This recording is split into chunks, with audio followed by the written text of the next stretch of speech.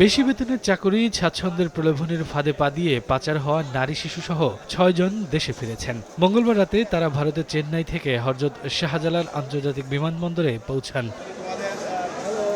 এরা খুলনার বাসিন্দা, স্বামী, স্ত্রী ও ২ শিশু একই পরিবারের, আর বাকি দুজনও গিয়েছিলেন আলাদাভাবে। তারা বলেন, স্থানীয় অনেক দালাল তাদের বেশি টাকার চাকরির কথা বলে নিয়ে যায়, পরে পুরুষদের পুলিশের হাতে ও নারীদের অসামাজিক কাজের জন্য তুলে দেওয়া হয়। কাজের কথা করে নিয়ে গেছে সিলেট, পরে আমাকে ওই ইন্ডিয়ায় পাচার করে দিয়েছে।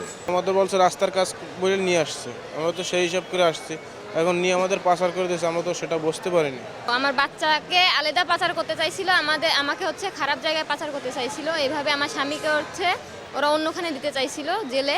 তাদের দেশে ফিরিয়ে আনতে সার্বিকভাবে সহযোগিতা করেছে পাচারের শিকার মানব উদ্ধার ও শিশু সুরক্ষা সংস্থা নামে একটি স্বেচ্ছাসেবী সংস্থা।